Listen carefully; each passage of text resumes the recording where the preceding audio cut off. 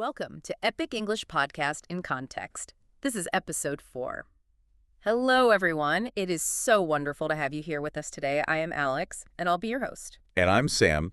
It's really great to be back. If you've been with us for the first 3 episodes, welcome back. We're so happy you're here.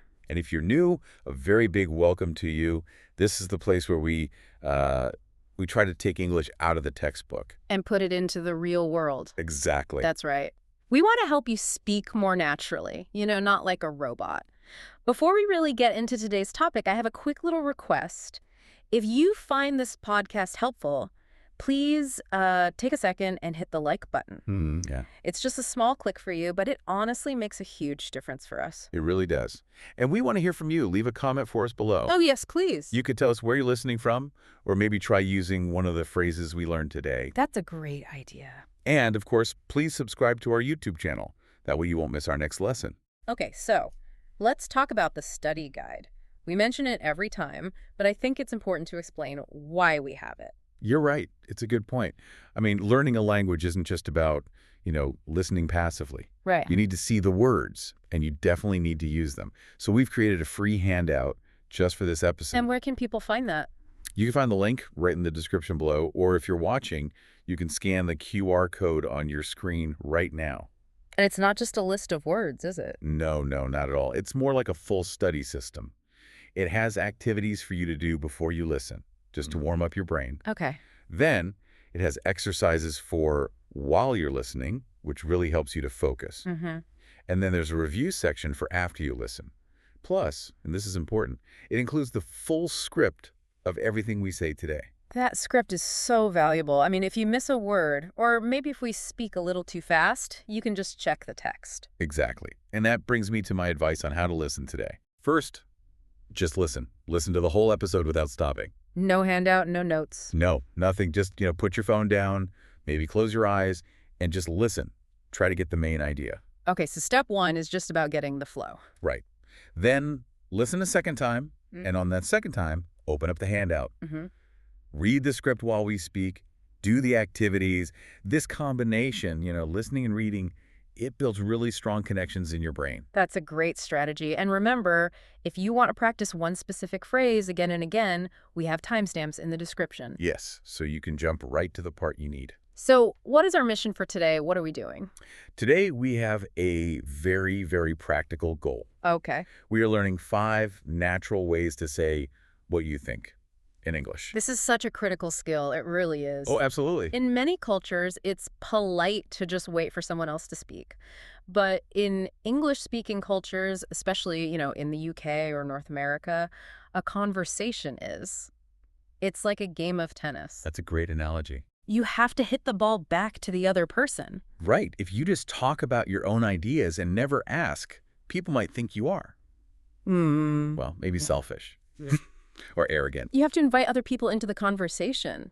You need to ask for their opinion. Exactly. Asking questions builds relationships. It shows respect. It says, I care about what's in your mind. For sure. But here's the tricky part, right? We don't always ask in the same way. Sometimes we want a logical answer. And sometimes we want an emotional answer. And sometimes, let's be honest, we just want someone to agree with us. Chuckles.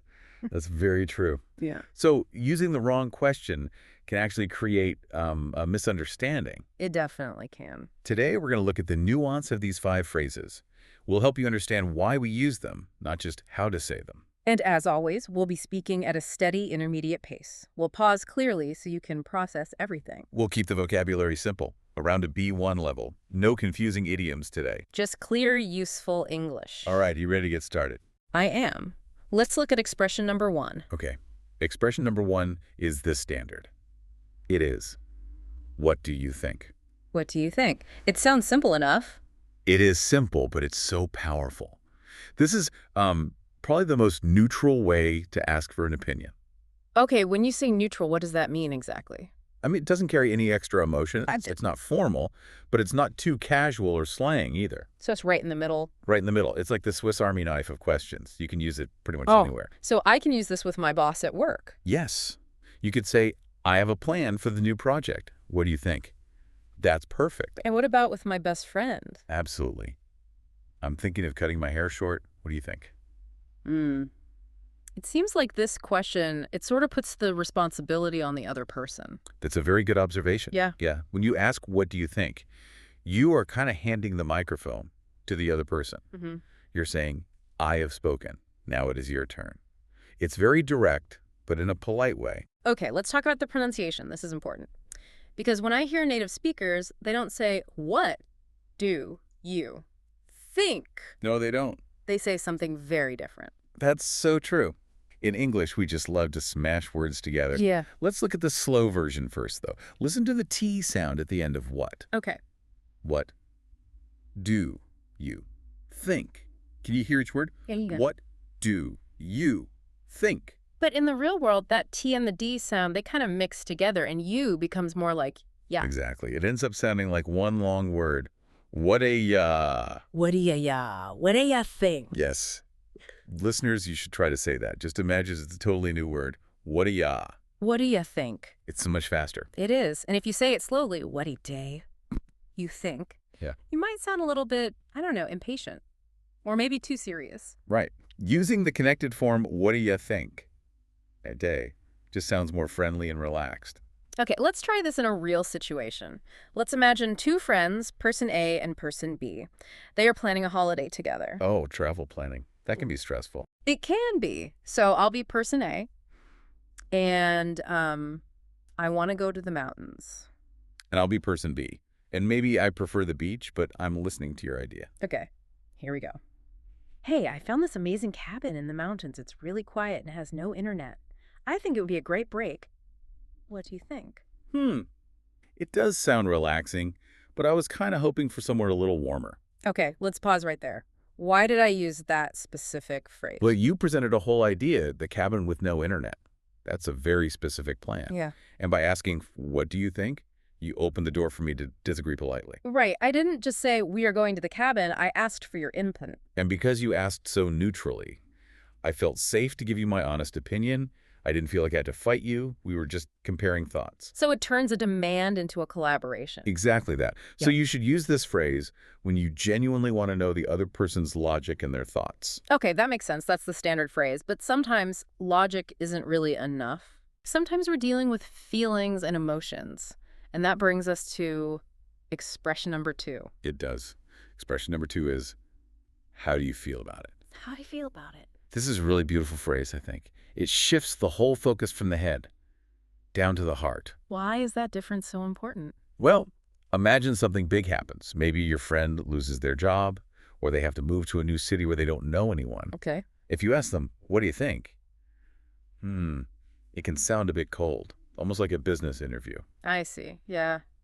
It sounds like you want a practical analysis of the situation, but really you just want to know if they're okay. Exactly. Yeah. How do you feel about it? Yeah. Gives the other person permission to be emotional. It signals empathy. And empathy is when you try to understand or share someone else's feelings. Yes.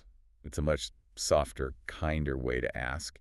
It's best used for big news, changes in life, or, sensitive topics. Can I use this at work? You can, but you have to be a bit careful. It's usually best for one-on-one conversations. For example, maybe your company announces a new policy that is difficult for everyone. You might ask your close colleague, how do you feel about it? So you're asking for their real honest reaction, not the official corporate answer. Precisely. You are asking, are you happy about this? Are you angry? Are you worried? Let's look at the sound of this phrase. There are a lot of words connecting here too. Yes, there are. Let's do it slowly first. Okay. How do you feel about it? Notice the end. About it. The P sound moves over. It sounds like about it. Exactly. About it. Now let's talk about the stress. In the first phrase, the stress was at the very end. What do you think? Right. But here, the stress is often on the emotion word. How do you feel about it? That's a really good tip. How do you feel about it? Let's try scenario. This one needs to be a bit more personal. Let's say you and I are roommates. Okay, so we live in the same apartment. And I have some news. I'm thinking of moving out to live with my partner. Oh, wow. Okay, that's big news. And it affects me directly because, well, I will need a new roommate. Right. It affects you too. So, I'll tell you the news. Hey, my partner just asked me to move in with them next month. It's a really big step for us. How do you feel about it? Wow. I'm really happy for you. But I'm also a little worried about paying the rent by myself. See? That was a very honest, emotional answer. It was. If you had asked me, what do you think? I might have just said, oh, that is logical. You'll save money on rent. Right. You would have given me a logical answer. But I wanted to know if you were upset or worried. By asking, how do you feel about it? I allowed you to express your worry. It really deepens the friendship, I think. It shows you care about my reaction, not just your own plan. So remember, everyone, if the topic is facts and logic, ask, what do you think? But if the topic is emotions or big life changes, ask, how do you feel about it? Exactly. Okay, that is super clear. Now let's go in the complete opposite direction. Let's get more serious with expression number 3. Expression number 3 is, what's your opinion? What's your opinion? This sounds important. It does, doesn't it? It sounds weighty. This is kind of the suit and tie version of our question. A suit and tie version, I like that. So when do we use this one? This is mostly for formal situations, business meetings, academic discussions, job interviews, or maybe when you're talking to a professional like a doctor or a lawyer. He feels very respectful. It is. When you use the word opinion, you are suggesting that the other person is an expert. You're saying, I value your knowledge. So I probably wouldn't ask my friend, what's your opinion on this pizza? Chuckles. You could. But it would probably sound like a joke. Yeah. You sound like you're a food critic writing a review for a newspaper or something. Got it. So we save this for those professional moments. Or for serious intellectual debates. Yeah. If you're discussing politics or the environment or the economy. Okay, let's break down the pronunciation of this one. The key word is obviously opinion. Right. And it has 3 syllables. Opinion. Opinion. A lot of learners sometimes swallow the vowels. They might say something like opinion. You want to be very clear. Opin. Ion. And where's the stress in that word? The stress is right in the middle. On the pin. Oh, pin on. So what's your opinion? That's it. And also notice it's the contraction of what is. What's your opinion? Perfect. Let's try a workplace scenario. This is a pretty common situation. Imagine we're in a meeting. I'm a junior employee and you are the manager. Okay, I'm the boss. And we're looking at 2 different marketing designs. I want to show my respect for your experience. So the first design is very colorful, but the second one is much more modern. I'm not sure which one is better. What's your opinion? In my opinion, the modern design fits our brand better. That felt very professional. It did, by asking, what's your opinion? You acknowledge my authority in a polite way. You asked me to make a judgment call. It's also a good way to flatter someone a little bit, to make them feel smart. It is. People love to be asked for their expert opinion. If you are talking to a native speaker and you want to impress them, ask them about a serious topic and say, what's your opinion on this? They will love it. They probably will. Okay, so we have the neutral one, the emotional one, and the formal one. Now let's look at expression number 4. This one is a little bit tricky. Yes, it is. Expression number 4 is, do you agree? Do you agree? This is really different from the others. The first 3 were what we call open questions. Right. You ask the question, and the person can say anything they want. But this one is a closed question. It's basically a yes or no question. Exactly. And the timing is so important. You can only use this after you have already given your own opinion. Okay. So I can't just walk up to you on the street and say, do you agree?